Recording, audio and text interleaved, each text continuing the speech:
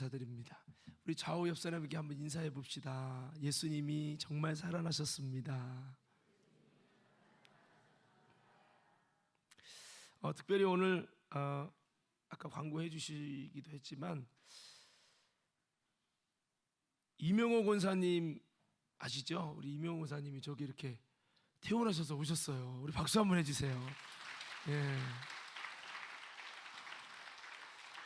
뇌 수술을 무려 8시간 이상 하시고 이렇게 예배에 참석한 거 보면 기적 같은 은혜입니다.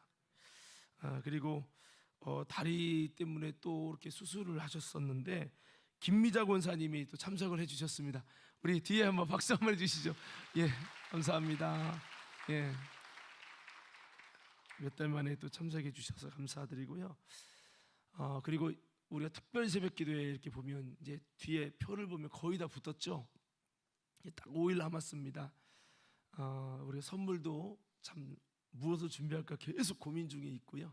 하여튼 그런데요, 끝까지 여러분 이기고 승리하길 바라는데, 특별히 이제 지난 다음엔 다 추억이거든요. 이 기도가 지금은 피곤할 수 있지만 추억이기 때문에 이걸 영상에 좀 담을까 해요. 그래서 화요일 날에 영상을 좀 찍을 거니까 화요일 날은 그냥 무슨 일이 있어도 꼭 빠짐없이 다 나오는 거예요. 아셨죠?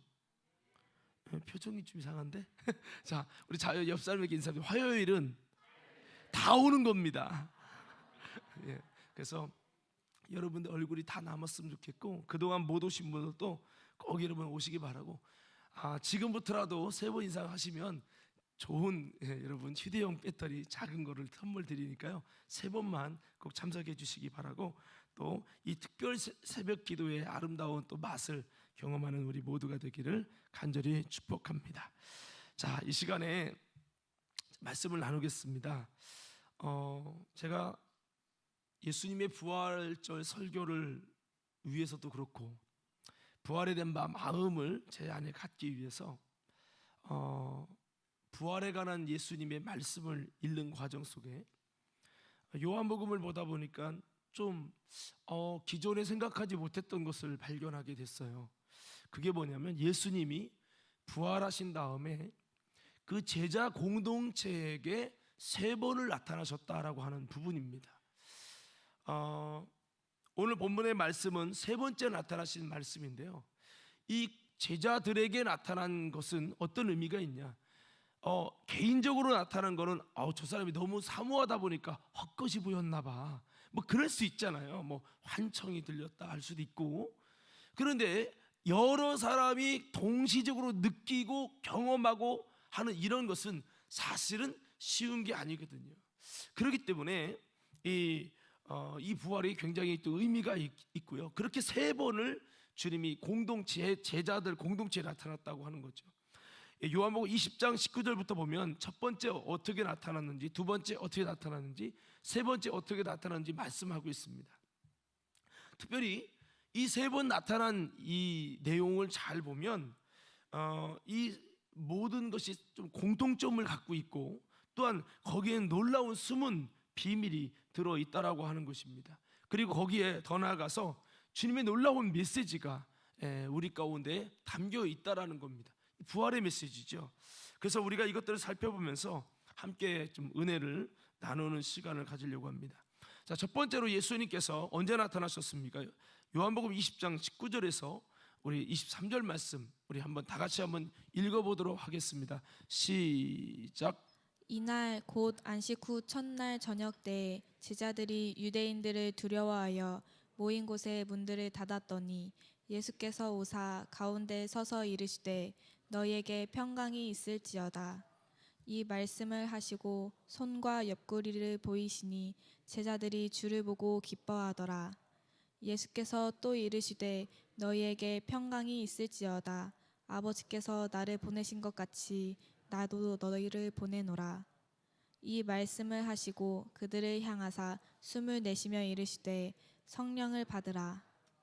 너희가 누구의 죄든지 사하면 사하여질 것이요 누구의 죄든지 그대로 두면 그대로 있으리라 하시니라.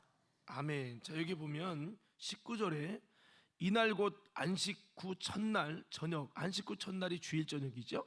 주일 저녁 때 제자들이 유대인들을 두려워하여 모인 곳의 문들을 닫았더니 예수께서 오사 가운데 서서 이르시되 너희에게 평강이 있을지어다 그렇게 말씀하셨어요. 자, 여기 보면 물론 시간적으로는 주일 저녁인데 저는 시간보다는 좀 이 제자들이 어떠한 모습일 때 주님이 나타나셨는가 이 부분이 굉장히 눈에 들어왔는데, 첫 번째는 이 첫 번째 주님이 오셨을 때는 그들이 어떤 상태였냐면 19절에 보면 두려워하여라고 말씀하고 있습니다.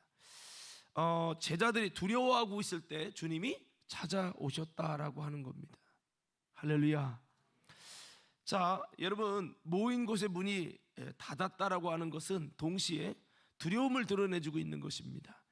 또한 저들의 마음의 문도 굳게 닫혀 있음을 나타내 줍니다. 사실은 굉장히 혼란스러웠을 거예요. 왜냐? 부활절에, 즉 주일날이죠. 새벽에 여인들이 가서 예수님의 부활의 소식을 천사에게 들었다. 그 보면 꼭 교회도 이렇게 좀 너무 열심히 하는 분들이 있는데 그분들이 얘기를 들으면 글쎄 이렇게 여기주는 부분들이 좀 있을 수 있잖아요. 이 남자 제자들이 봤었을 때 이 천사들이 이야기했다 그러고 마리아는 예수님의 목소리도 직접 들었다고 그렇게 가서 전하라고 했다고 이야기를 들었습니다. 그 후에 여러분 성경적으로 보면 베드로라고 하는 사람이 달려가서 무덤을 살펴봤는데 무덤은 비어 있었고 아무 천사도 사람도 만나지 못했습니다. 또한 예수님의 무덤에 이 시체가 없어졌으니 생각을 해보세요. 그것도 굉장히 심란하고 위기스러웠을 거예요. 군병은 도망가고 무덤문은 굴러가서 다 나가 떨어져 있고 굳게 닫혔던 임봉한 밧줄은 다 터져 있으니 이거 누가 이런 짓을 했지? 우리가 아닌데 이것도 우리가 지명수배 받는 거 아니야? 라는 제자들이 입장에서는 굉장히 혼란스러울 겁니다. 이거 일이 더 커졌구만 하면서 더 유대인들을 두려워할 수밖에 없었을 것이라는 거죠.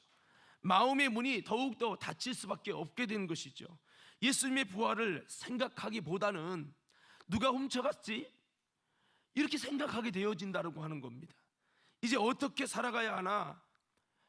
이것은 제자들의 앞으로의 운명과도 연결된 문제이기 때문에 그들은 더 혼란스럽고 두려운 마음을 갖고 있었던 것이죠. 그래서 그들은 문도 꼭 닫고요 있었던 겁니다.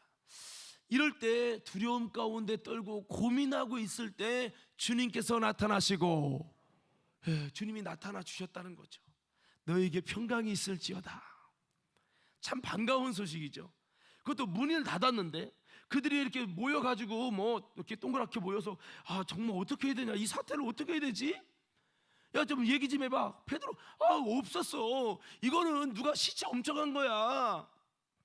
우리만 죽게 됐어. 큰일 났어. 어떻게 해야 되지 이거? 이렇게 이야기를 하고 두려워하는 가운데 문이 닫힌 상태에서 꽉 닫았을 거 아니에요. 문을 잠갔을 거 아닙니까? 그런 상황에서 예수님이 그들의 모인 가운데에 갑자기 휙 나타나더니 너에게 평강이 있을지어다. 얼마나 놀랐을까요? 근데 여러분 단순히 이게 그게 아니고 주님이 손을 만져보고 옆구리를 만져보겠어요. 이것은요 굉장히 의미가 있는 거예요. 그냥 주님이 눈으로만 볼게요 이게 아니라 손을 만지고 옆구리를 만져볼 수 있다라고 하는 것은 예수님의 부활은 영적인 부활만이 아니라 이단들은 영으로만 부활했다는 거죠. 영적인만 부활이 아니라 육체적으로 부활하시고, 저는 상상을 해봤어요. 예수님이 옆구리에 손을 넣어보면 어떨까? 옆구리가 샥 고쳐져서 만나면 좋은데 옆구리와 못자국이 뚫려 있다라는 거죠. 시체처럼. 근데 살아있어.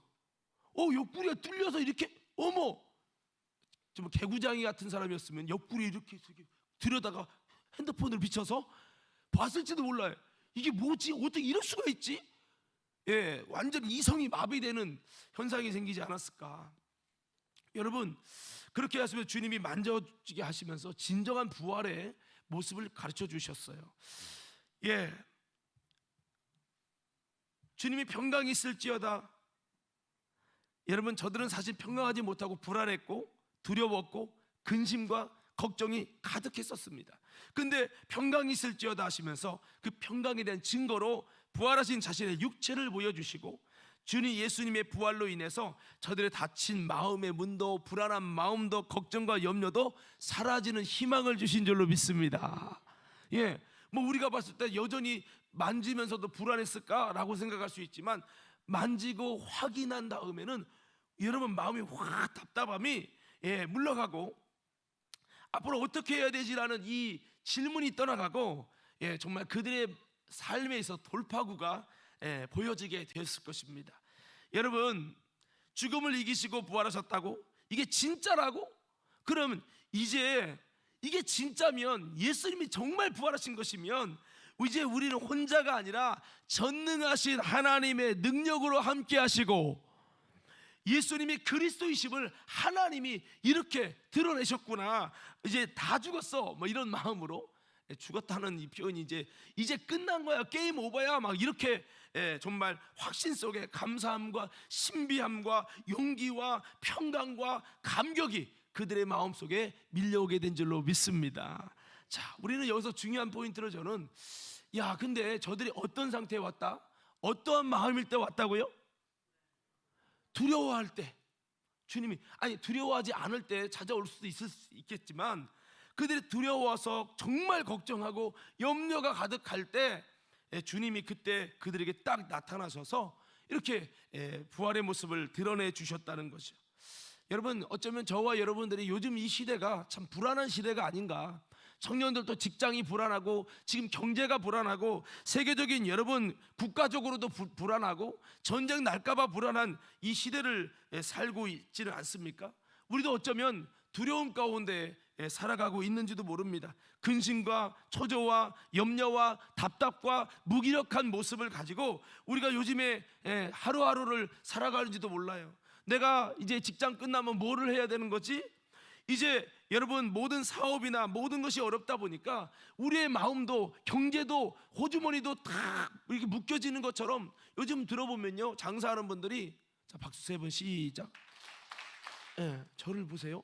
장사하는 분들이 그런 얘기를 한다고 그래요. 아주 사람도 안 오고 그냥 호주머니가 다 묶여가지고, 뭐 아나바 뭐 아나바 뭐 아껴 쓰고 나눠 쓰고 바꿔 쓰고 뭐 아나바 고라나 뭐 고쳐 쓰고 뭐 이런 얘기까지 지금 하고 있어요. 여러분, 이런 상황 속에서 많은 사람들이 물질의 문만 닫힌 게 아니라 마음의 문도 자꾸 닫혀간다는 거죠. 할렐루야. 이게 사실 그렇게 되거든요. 물질이 여유로우면 마음도 여유로워지는데 이게 그렇게 된다는 거예요. 오늘 여러분, 정말 저는 지금 이렇게 우리도 제자들처럼 두려워하고 있는 이때, 정말 제자들이 두려워하고 있는 그때 부활의 주님이 찾아오셔서 저들에게 기쁨과 용기와 평강을 주셨는데, 여러분 정말 그래서 부활의 주님을 나타내셔서 저들에게 용기도 돌파구도 믿음도 여러분 주셨는데, 오늘 이 혼란하고 정말 두려워하는 저와 여러분 가운데 다시 한번 부활의 주님이 찾아오실 수 있는 놀라운 은혜가 있기를 간절히 축복합니다. 여러분, 저는 이 말씀들을 묵상하면서 왜 예수님이 이때 찾아오셨지? 이걸 자꾸 보다 보니까 이것이 뭔가 우리에게 말씀하는 메시지가 있다라고 하는 거예요. 여러분, 두려움 가운데 있을 때 바로 그때가 부활의 주님이 찾아오시는 때임을 기억하길 바랍니다. 자, 별로 여러분 반응이 현찮은 것 같은데, 좀 이따 다 말씀을 듣고 이제 종합해 보시면 아실 거예요. 자, 그리고 여러분, 예수님께서는 제자들에게 평강이 있을지 하시면서 말만 평강을 얘기하지 아니시고 평강의 비밀을 가르쳐 주셨다고 하는 겁니다. 그게 뭡니까? 성령을 받으라. 뭐라고요? 평강이 있을지어는 선포만이고, 사실은 그 시간이 지나면 또다시 불안해지고 저들의 미래를 스스로 책임져야 하는 이런 불안한 삶은 계속 될 것입니다. 우리도 때로는 기도할 때는 평안하지만 여기 나가서 이제 삶의 문제를 내가 스스로 해결해야 될 때, 이 카드값을 어떻게 메꿔야 되고, 이 직장을 어떻게 해야 될 거냐 말아야 될 거냐, 언제까지 이걸 붙들고 있을 거냐 말 거냐부터 여러 가지 고민이 될 때 현실적인 마음이 있잖아요. 불안하게 될 겁니다. 예수님께서는 그냥 평강이 있을지어다, 그냥 여러분 그냥 상업성 멘트를 하신 게 아니에요. 말만 하지 않고 이 평강의 비밀을 가르쳐 주셨어요. 사실은 이스라엘은 늘 샬롬을 외쳤지만, 평강을 외쳤지만 평강하지 않았어요. 늘 전쟁이 있었고요, 늘 공격을 받고 빼앗기고 포로 생활을 많이 한 나라입니다. 평안할 때가 별로 없었어요. 그래서 그들의 인사는 평안하십니까? 샬롬, 이것이 인사였죠. 그런데 예수님께서는 이 평강의 비밀을 나라의 회복을 통해서가 아니라 성령을 받으면 이를 통해 진정한 죽음을 초월한 평강이 임하게 된다는 거예요. 계속된 평강이 나를 주관하게 된다는 것입니다. 여러분, 유대인들이, 아니 그 제자들이 왜 두려워했어요? 왜 저들이 지금 불안해하고 있습니까? 왜 저들이 지금 평강이 깨져 있습니까? 그것은 유대인들의 협박과 죽음 때문입니다. 앞으로 도망자로 살아야 되는 그 신세가 저들을 더 불안하고 초조하게 했지요. 언제 들이닥칠지 모르는 그 여러분 로마 병정이나 유대인들의 그 두려움 가운데, 죽음의 공포 가운데 그들은 두려웠어요. 그런데 성령이 저들 가운데 임하시면서 그들은 더 이상 죽음을 두려워하지 아니하고, 이제 죽음을 초월하는 강력한 힘이 그들 가운데 왔고요, 오히려 주를 위해 죽을 수 있다면 영광이라고 하는 이 믿음의 확신이 생겼다는 거죠. 할렐루야. 이거는요, 성령을 안 받아보면 무슨 말인지 이해를 못할 거예요. 그런데 성령을 받아보면요, 정말 강력한 성령이 임하면요, 지금 죽어도 여한이 없다, 이게 되거든요. 그래서 여러분, 이 사도들이 성령을 받았을 때 진정한 평강이, 정말 평안할지어다 하더니 성령을 받으라 하시더니 그 성령을 받으라는 약속이 얼마 못 가서 이제 이루어지잖아요. 이루어지면서 그들은 죽음을 초월한 초강력이 됩니다.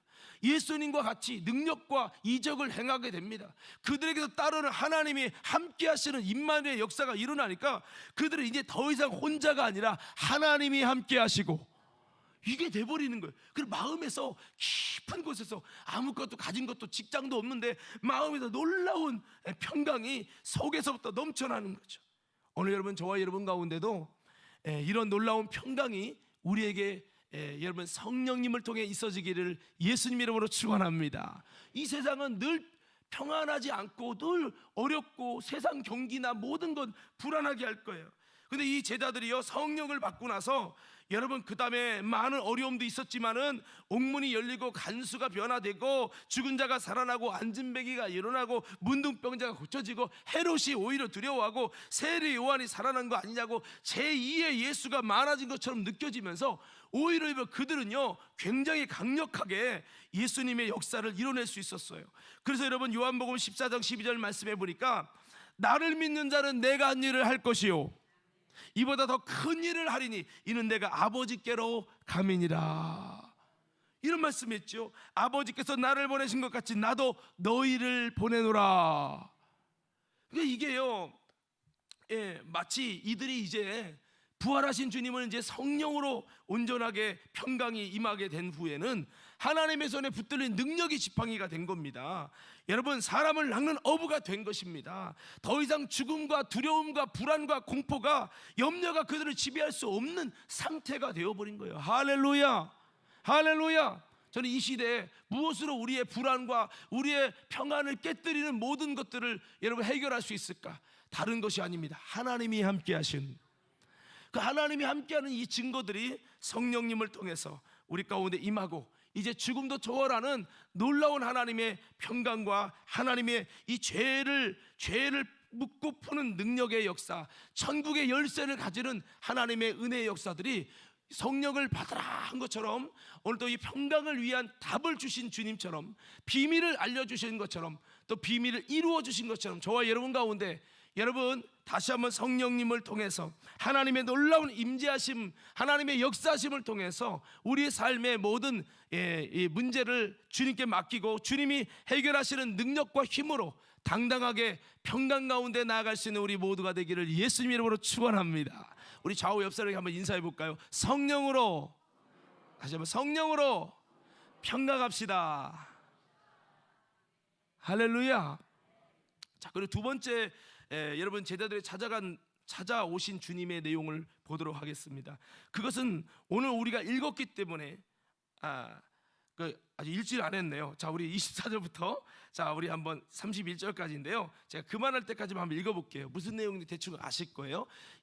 20장 24절부터 읽겠습니다. 시작. 12 제자 중에 하나로서 디두모라 불리는 도마는 예수께서 오셨을 때 함께 있지 아니한지라. 다른 제자들이 그에게 이르되 우리가 주를 보았노라 하니 도마가 이르되 내가 그의 손에 못자국을 보며 내 손가락을 그 못자국에 넣으며 내 손을 그 옆구리에 넣어보지 않고는 믿지 아니하겠노라 하니라. 여드레를 지나서 제자들이 다시 집 안에 있을 때 도마도 함께 있고 문들이 닫혔는데 예수께서 오사 가운데 서서 이르시되 너희에게 평강이 있을지어다 하시고 도마에게 이르시되 내 손가락을 이리 내밀어 내 손을 보고 내 손을 내밀어 내 옆구리에 넣어보라. 그리하여 믿음 없는 자가 되지 말고 믿는 자가 되라. 도마가 대답하여 이르되 나의 주님이시요 나의 하나님이시니이다. 예수께서 이르시되 너는 나를 본고로 믿느냐? 보지 못하고 믿는 자들은 복되도다 하시니라. 예수께서 제자들 앞에서 이 책에 기록되지 아니한 다른 표적도 많이 행하셨으나 오직 이것을 기록함은 너희로 예수께서 하나님의 아들 그리스도이심을 믿게 하려 함이요 또 너희로 믿고 그 이름을 힘입어 생명을 얻게 하려 함이니라. 아멘. 자, 여기 보면 자, 요 마이크 조금만 더 키워 주십시오. 여기 보면은 24절에 이 도마라는 사람이 나옵니다. 이 도마는 아까 첫 번째 제자들이 있을 때 주님이 나타나셨는데 그때 없었어요. 그러다 보니까 주님의 부활을 만난 제자들이 이야기를 하겠죠. 우리가 예수님을 봤어, 만났어, 만져봤어. 정말 예수님 부활했다는 거야. 육체적 부활이야. 에이, 말도 안 돼. 야, 그게 어떻게 있을 수가 있어? 그건 너희들이 너무 주님을 사모하기 때문에 너희들이 뭐 어떤 집단 체면에 걸렸든지 뭐 그런 거야. 이건 있을 수가 없어. 나는 내 손으로 못자국에 넣어보고 옆구리 손 넣어보기 전에는 나는 절대 믿지 않을 거야. 이렇게 여러분 도마가 의심을 하면서 그렇게 확신을 하지 못하게 됩니다.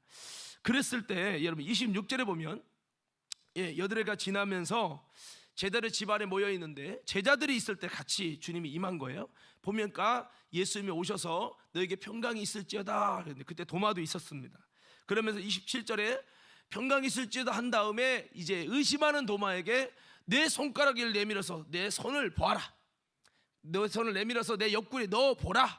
그래 믿음 없는 자가 되고 믿는 자가 되라. 아마 손을 넣어봤겠죠. 자, 여러분 중요한 것은 여기서 보면 이 도마가 이걸 통해 부활을 확신하게 되는데요.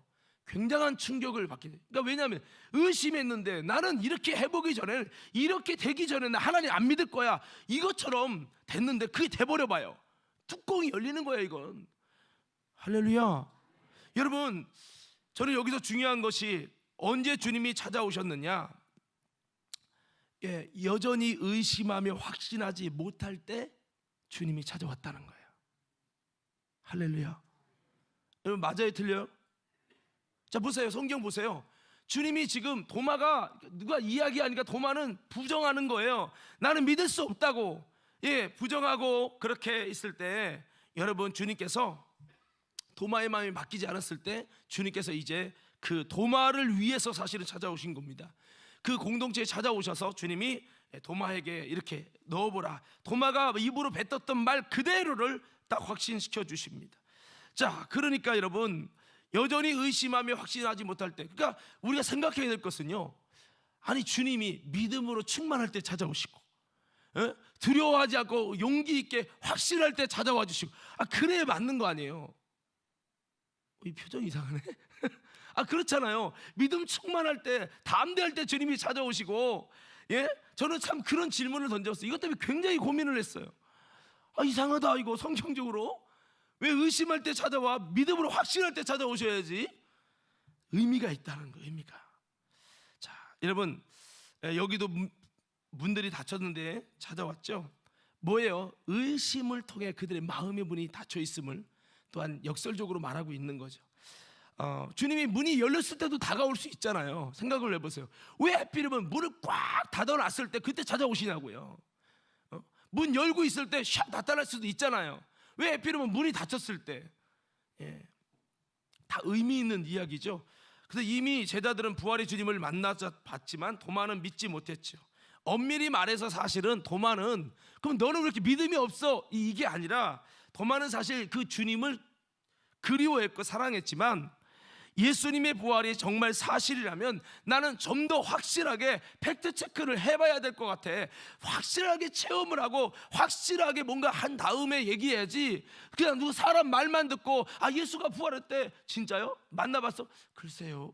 난 이렇게 하고 싶지 않아 라는 마음이 도마의 마음이었던 거죠.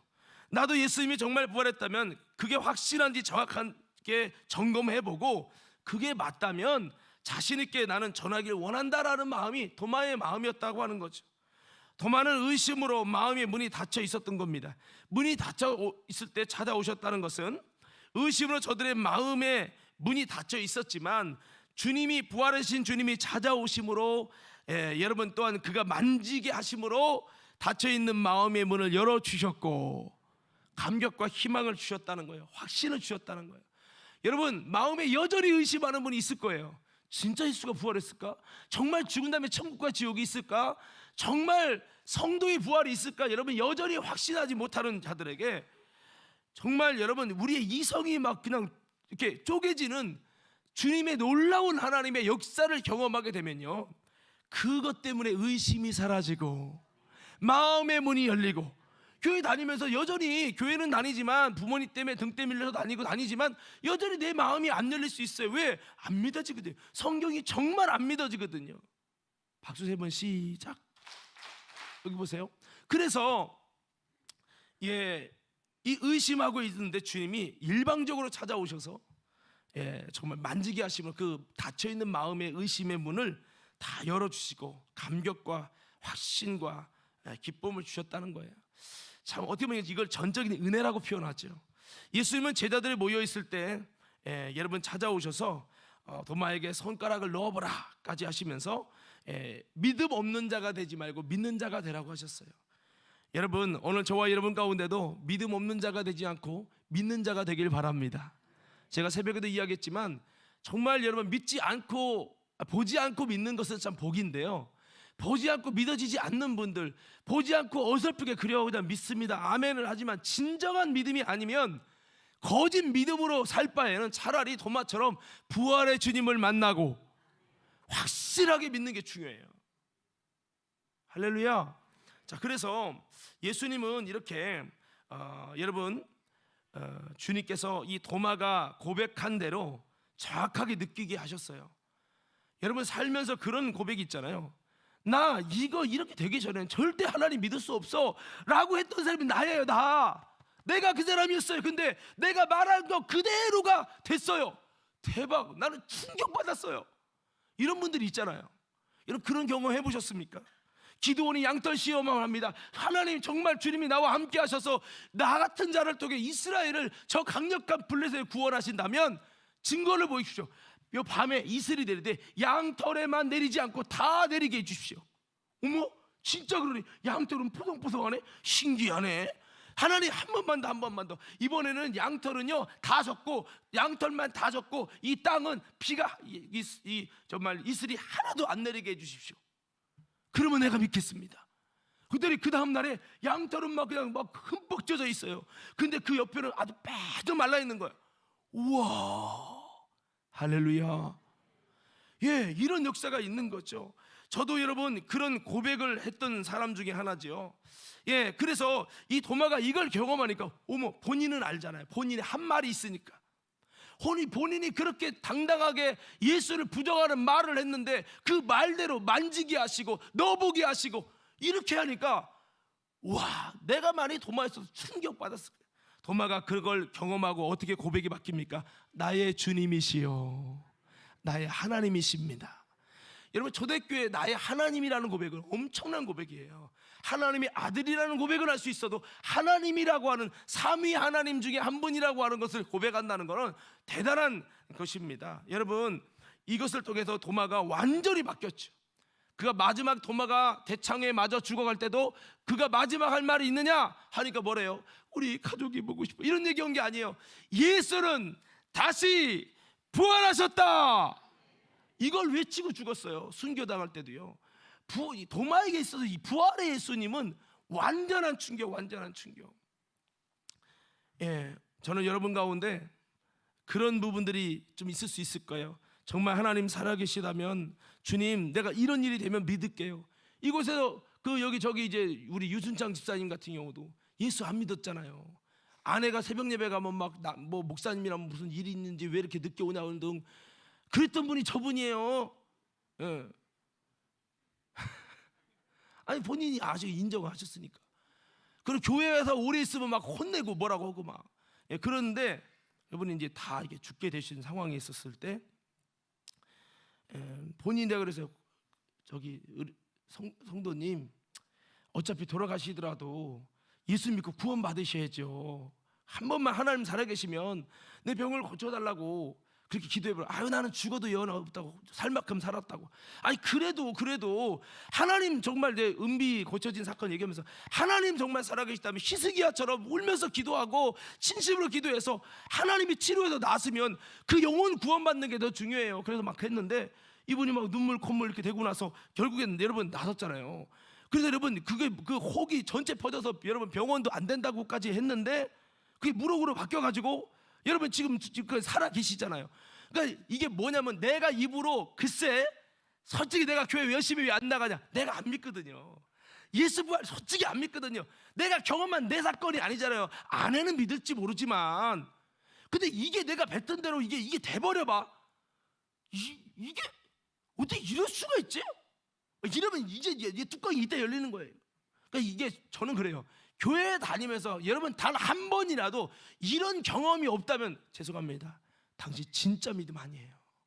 그러니까 경험을 해야 믿음이라는 게 아니라 경험하지 않고 믿으면 더 좋지만 이게 속에서 진짜 안 믿어질 수 있기 때문에 말씀을 드리는 거예요. 저도 그런 고백을 했어요. 저는 은비를 고쳐주시면 믿겠다 이건 아닌데 하나님 이 아이를 고쳐주지 않으면 내가 어떻게 하나님 살아계시다는 말을 성도들에게 설교로 합니까? 나는 못합니다. 양심에 찔려서 못합니다. 내가 그랬어요.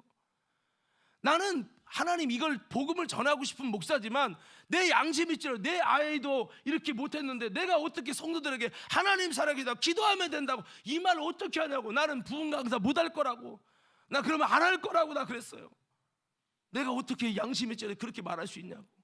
그렇게 기도하면서 한 번만 하나님 넘겨달라고 그렇게 기도했는데 그렇게 울어가며 통곡이 막 나올 때 5분 안에 이 아이는 정상입니다. 그 감격은 여러분이 부정하고 부정한 주님이 바로 앞에서 하신 일과 역사를 보면요 이게 뚜껑이 열리는 거예요. 저는 여러분 가운데 도마의 감격을 가지시길 예수 이름으로 축원합니다. 예, 그러니까 의심하고 있을 때 찾아오셨어요. 가장 힘들고 약할 때에. 예, 그렇습니다. 오늘 우리가 비록 부족하고 온전하지 못하지만 도마에게 그 말대로 의심하는 대로 그의 요구를 다 들어주시고 그가 믿음 없는 자가 아니라 믿음 있는 자가 되기를 원하셨던 그 주님, 오늘 여러분 그 주님이 저와 여러분에게도 찾아오시길 간절히 소원합니다. 중요한 것은요 이 제자들이 믿음이 좋았을 때 찾아온 게 아니라는 거예요. 이거를 통해 우리가 얻어야 할 메시지가 있습니다. 그럼 좀 이따가 제가 이제 그 얘기를 할 건데 왜 그러면 의심하는 데 찾아올까요? 이걸 아셔야 되는 거예요. 여러분 믿음도 두 가지 믿음이 있어요. 의심도 두 가지 의심이 있어요. 따라합시다. 믿음의 의심, 불신앙의 의심, 두 가지가 있다고요.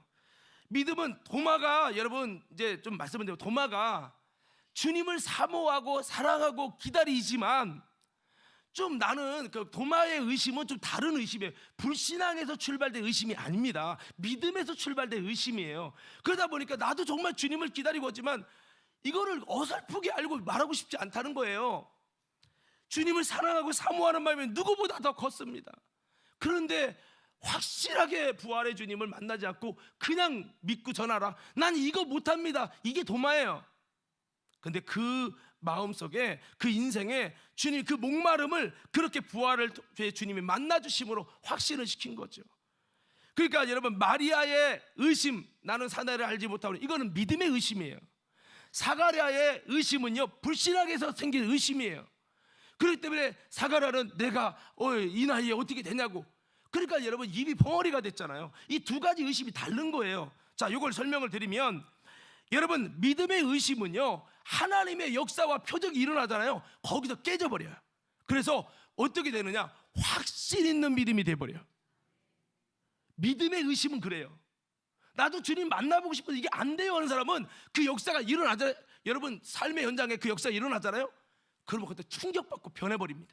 근데 불신앙의 의심은요, 기적이 일어나도, 암이 떨어지고 불치병 치료받아도 예수 안 믿습니다. 여러분, 이게 다른 거예요. 이게. 자, 제 말 이해되시면 아멘. 예.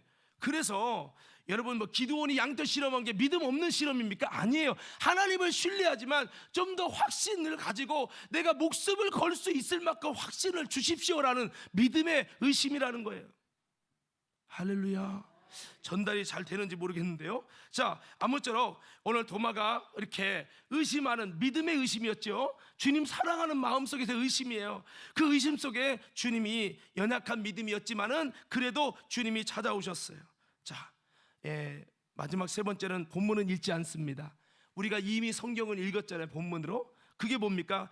예수님을 만난 이 사건이 세 번째인데, 그게 바로 뭐냐? 제자들이 찾아온 세 번째는, 그들이 물고기를 잡는데 아무것도 잡지 못해서 빈 그물을 거둘 때 그때 주님이 찾아오셨다는 거예요. 자, 보세요. 제자들이 갈릴리로 내려갔잖아요. 밥 먹을 때 찾아올 수 있잖아요. 아니, 그래 안 그래요? 여러분, 집안에서 그냥 놀고 있을 때 찾아올 수도 있잖아요. 길 걸을 때 찾아올 수 있잖아요. 근데 왜 하필 그들이 물고기를 잡으러 갔는데 아무리 잡아도 물고기 하나도 못 잡아서 빈금을 댈 때 그때 주님이 왜 찾아오셨냐 이 말이에요. 할렐루야. 그러니까 이게 지금 세 가지가 다 공통점이 있는 겁니다. 왜 빈금을 때 찾아왔을까? 아마 잘 잡았더라면 그들은 역시 우리는 물고기 잡아야 돼 하면서 세상으로 더 나가게 됐을 줄 몰라요. 그러나 아무것도 잡히지 않자 그들이 집중한 것은 예수 떠난 마음에 대한 허전함. 그들은 여전히 주님과 함께 있었을 때의 그 행복함을 그리워하고 떠올렸을 거예요. 진짜 속상하고 마음이 답답해서 물고기 잡았는데 물고기도 안 잡히네. 하면서 물고기도 안 잡히면서 주님과 있었을 때 좋았는데 왜 죽으신 거예요, 예수님? 하면서 그들이 기대하고 정말 행복했었던 생각들을 떠올리면서 예수님을 몹시 그리워했을 거예요. 그들의 마음은요, 빈 그물만큼이나 허전했을 것이고, 저들의 생각이 허탈할 때 그때 주님께서 그 빈 마음의 빈 공간에 찾아오셨어요. 물고기가 있느냐? 없습니다. 배 오른편에 한번 그물을 던져보시오. 이상한, 저분 있고 예수 닮은 얘기하네. 던졌습니다. 여기 성경에 보면요, 큰 물고기가 153마리라는 거예요. 제가 얘기했잖아요. 제가 조사를 했어요. 배가 넘칠 만큼, 그물이 찢어질 만큼 잡히려면 물고기 최소한 이만큼에서 이만해야 돼요. 하나당. 여러분, 갈릴리 바다를 가보면 어떤 물고기 잡히는 줄 아십니까? 요만한 물고기 잡힙니다. 거기는 이만한 물고기는 별로 없어요. 그래서 거기 가서 성지순례 가서 먹은 체험을 하면 요만한 물고기 해서 줘요. 그런데 여러분, 그들이 잡은 건 요만한 게 아니에요. 이따시만한 것들을 153마리 잡으니까 배가 가득해서, 오늘 성경에 보니까 배로 못 실어서 작은 배들이 그 그물을 끌고 왔다는 거예요. 여러분, 그러니까 이게 엄청난 충격인 거죠. 이런 것을 보면서 누가 제일 먼저 깨닫습니까? 요한 사도가 주님이시다. 이제 영안이 열린 거예요. 그러니까 베드로가 벗고 있다가 막 겉옷을 가지고 그냥 겉에부터 막 이게 수영 선수가 돼가지고 예수님을 찾으러 가는 거야. 저는 그때 예수님 앞에 섰을 때 베드로가 얼마나 눈물 났을까. 여러분이 아마 베드로였으면 어떻게 했을 것 같아요? 지금 물고기에 못 잡아서 예수님 그리워하고 있는데, 아니 이게 예수님이야? 아니 베드로는 두 번째까지도 보지 못했어요. 부활의 주님을 못 만졌다고요.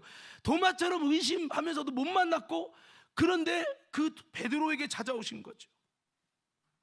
이 제자들이 찾아오셔서 그들이 이 감격 속에 빠지면서 놀라운 충격을 받고 주님이 수고한 물고기 잡려고 굶주린 배를 갖고 있는 그들에게 물고기와 떡을 다 준비해 놓으신 거예요. 와서 먹으래요. 먹으면서 어떤 마음이 들었어? 그리고 너희들이 잡은 물고기 좀 가져오너라. 참 여러분, 저는 이 말씀을 보면서 세 가지를 생각했어요. 첫째, 제자 공동체에게 찾아온 건데 두려움에 떨고 있을 때 찾아오셨어요. 두 번째, 언제요? 의심하고 믿지 못할 때 찾아왔어요. 세 번째 뭐예요? 빈 그물만 낳고 있을 때 찾아오셨어요. 어떻게 보면 우리 삶 속에 빈금이라는 이 괴로움은 어쩌면 부활의 주님이 찾아오시는 환경을 제공하고 있음을 우리는 기억해야 합니다. 할렐루야. 그러니까 여러분이 고난당하고 힘들고 어려울 그때가 여러분 부활의 주님이 우리 인생에 찾아오시는 때라는 거예요.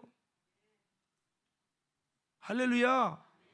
물론 편할 때, 행복할 때, 웃을 때, 잘 나갈 때 찾아올 수 있지만 여러분 주님이 부활해서 계시잖아요. 영으로 계시고 부활하셨는데 제자들이 참 힘들어. 사랑하는 제자야, 나 부활했어, 너 믿어, 확신해, 그러고 있는데 여러분 제자들이 마음에 근심하면 예수님 때문에 막 울고 있고, 그러니까 주님 못 찾겠다 깨꼬리 하면서 주님이 딱 나타나셔서 그들 가운데 확신을 주시고 위로를 주시고 내가 너와 함께한다, 이걸 보여주신 거예요. 우리 주님이 우리의 삶의 현장에 언제 찾아오십니까?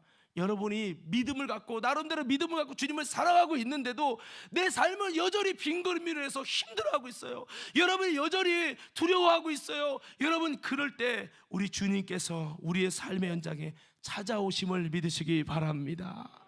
그래서 우리는 우리의 삶의 빈걸음은 고통입니다. 그러나 이 고난이 축복의 통로가 되어질 수 있음을 기억해야 됩니다. 종종 우리는 모든 것을 잃어버리고 실패할 때 그 고난의 끝에서 우리를 찾아오시는 주님이라는 것을 우리는 기억해야 할 줄로 믿습니다.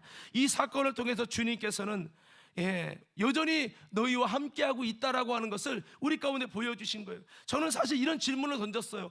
아니 예수님이 믿음 좋을 때 찾아오셔야 되고 하나님께서 함께 하심으로 축복받을 때 찾아오셔야 되는데 왜 빈거버리고 아무것도 못할 때 찾아오셨고, 왜 두려워 떨고 의심할 때, 내가 가장 연약한 모습을 보일 때 왜 주님이 찾아오셨을까?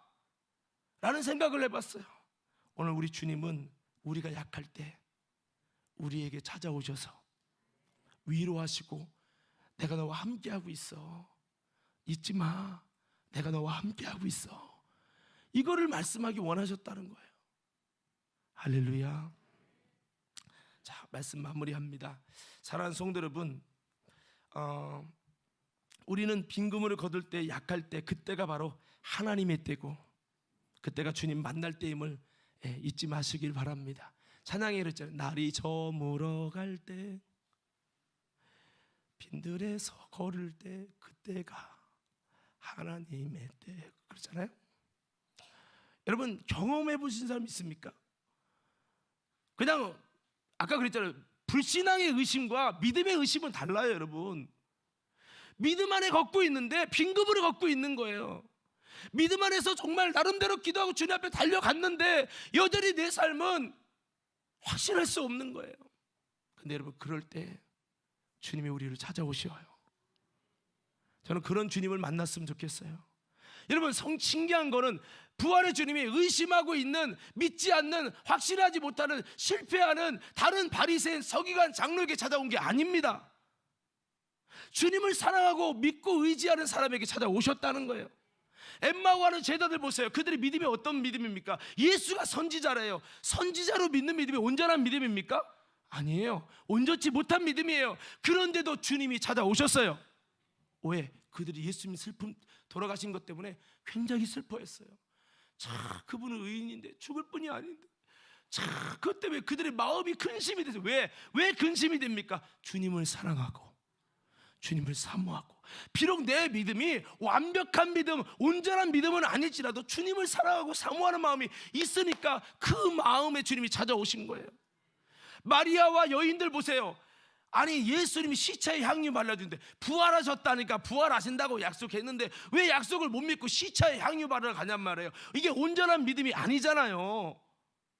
그런데 예수님을 사모해서 견딜 수 없어, 시체 향유라도 발라주러 가야 돼 하고, 여러분 그 아침 일찍 가서, 여러분 안식일 끝나자마자 가서 시체 향유 받으러 가려고 하는 그 믿음, 그 어떻게 보면 온전하지는 못하지만 주님을 사모하고 갈망하고 기다리는 그 마음 속에 주님이 찾아와 주시고 그러셨다는 거예요. 저는 여러분들이 내가 대단한 믿음, 11조를 잘하고 헌금을 잘하고 대단한 믿음이 아니어도 좋다는 거예요.